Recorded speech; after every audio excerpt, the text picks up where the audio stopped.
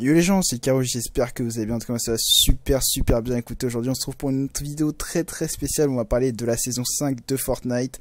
Directement, vous étiez nombreux à me dire que quand je parlais de la saison 5, etc., de vous prévenir des éventuels spoils, même si ça va être plutôt des théories dans cette vidéo. Et rien de vraiment très officiel. Donc je vous préviens quand même pour ceux qui veulent quand même garder une surprise totale et pas prendre part aux théories, etc. Ne regardez pas la vidéo. Vous pouvez quand même lâcher un petit like, ça fait toujours plaisir. Et juste avant de commencer la vidéo, pour ceux qui souhaitent gagner le pass de combat de la saison 5 justement, il suffit de mettre un like sur cette vidéo et aller checker la vidéo du poteau Shootgun qui est en description, être abonné à sa chaîne, mettre un like sur sa vidéo et commenter sa vidéo. Pas de je participe, vous commentez sa vidéo, vous mettez ce que vous voulez par rapport à la vidéo. Et voilà, il fera un tirage au sort, etc. Vous verrez ça avec lui. Et donc je vais essayer d'aller très vite parce que j'ai beaucoup de choses à dire. Il y a deux grosses théories qui sont sorties sur Reddit cette semaine. Et théorie ou pas, en fait c'est juste des personnes qui affirment, enfin une des deux personnes affirme avoir un contact chez Epic Games qui justement lui aurait parlé de pas mal de choses. Et donc je vais directement vous lire la théorie du mec. Donc il dit: salut tout le monde, donc il a voulu écrire cette théorie car il a lu beaucoup de théories insensées sur Reddit. Déjà je t'ai apprécié que c'est avec Google Traduction, donc si la traduction n'est pas top, excusez-moi. Puis je mettrai le post Reddit en commentaire. Donc du coup il dit que voilà qu'il a lu des théories un peu insensées. Et que ce qui s'est passé avec la fusée est assez simple à expliquer. Donc le visiteur est venu d'une période différente, très probablement de l'avenir. Les Hop Rocks, donc les pierres flottantes, les pierres de gravité, étaient des échantillons de ce que la technologie est capable d'accomplir, donc sa technologie d'où il vient. Et Vindertech, donc qui est entre guillemets l'entreprise qui ramasse ces roches avec les camions, etc., essaie en fait probablement de couvrir l'existence de l'extraterrestre. Donc l'extraterrestre c'est le visiteur évidemment en premier lieu. Donc Omega, Carburo, Valora, etc. étaient tous faux, donc c'était des faux super-héros, donc ça on avait déjà pas mal compris je pense. Ce sont simplement les personnages principaux d'une franchise de films super-héros. La maison et le repère des méchants sont tous des accessoires de films, donc ça on avait plutôt compris. Le visiteur dédié au retour à la maison, donc le retour chez lui, modifie la fausse fusée en une machine à remonter le temps fonctionnelle en utilisant les Ops Rocks fournis par Vindertech et d'autres échantillons de la technologie de son époque qui sont tombés sur l'île. Les portails que vous avez vus lors du lancement de la fusée étaient des déchirures sur les tissus de Continuum espace-temps, donc ça il est parti un peu dans des termes très techniques.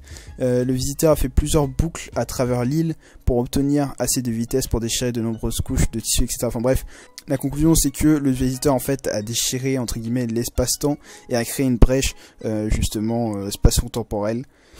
Et il écrit enfin que après tout c'était probablement la première fois qu'il construisait une machine à remonter le temps sur un accessoire de cinéma, donc il y a une petite touche d'humour. Je pense qu'il y a des trucs plutôt intéressants dans cette théorie mais qui sera quand même un peu à nuancer. Je sais pas vraiment s'il y aura une machine à remonter le temps. Je pense que c'est plutôt oui une brèche spatio-temporelle, mais il n'y aura pas vraiment de machine, je pense. Enfin, après c'est que mon avis là-dessus. Mais c'est pas ce qui est le plus intéressant dans cette vidéo. Ce qui est le plus intéressant, c'est ce qui va suivre tout de suite. C'est tout simplement un mec qui affirme avoir un ami chez Epic Games et qui justement a donné un maximum d'informations concernant la prochaine saison. On sait pas si c'est vrai, on sait pas si c'est faux, mais il dit des trucs qui sont très détaillés et qui semblent vraiment très vrais. Donc toujours à prendre avec précaution évidemment. On aime bien toujours un peu essayer de savoir ce qui va se passer, etc. à la saison 5. D'ailleurs je serai en live le 12 juillet dès vers 6h je pense du matin, je serai en live.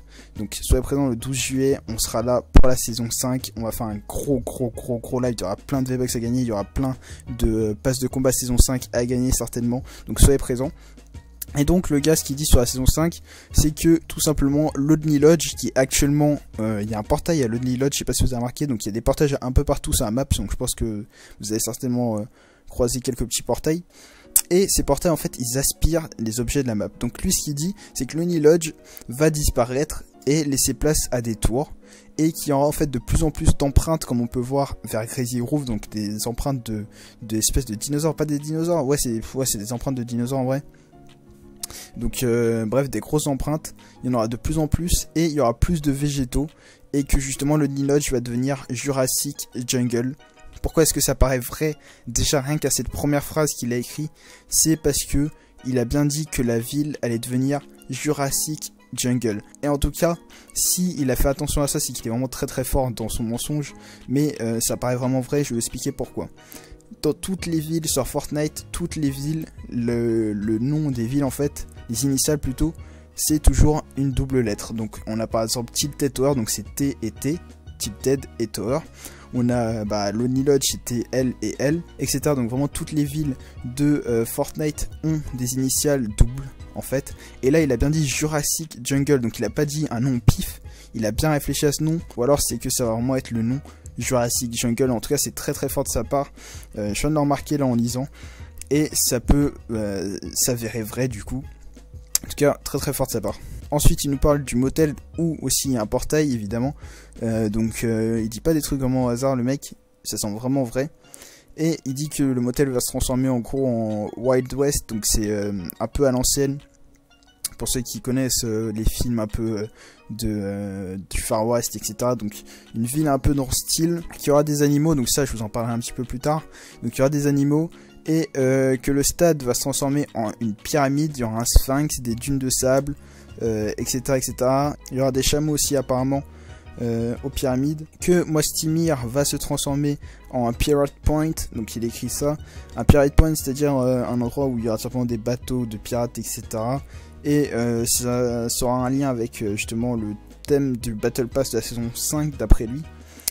Donc Lucky Landing, qui est la ville chinoise présente sur Fortnite, sera remplacé par un château un peu médiéval, donc il y aura des chevaux écuries. Et donc pour revenir à ça, ce qui appuie encore sa théorie, donc un truc que j'ai remarqué, c'est que tout simplement le 6 juillet je crois, il y a le retour du Chevalier Rouge, donc qui va faire son apparition sur Fortnite. Et pourtant c'est un skin qui était présent sur la saison 2 de Fortnite et qui n'était pas censé vraiment faire son apparition parce que c'est dans le thème du Battle Pass de la saison 2, et qui revient tout simplement le 6 juillet. Donc on peut penser que ça va avec le thème du château, donc il y a bien un retour en fait en arrière, il y a bien les brèches qui font apparaître des choses anciennes, etc.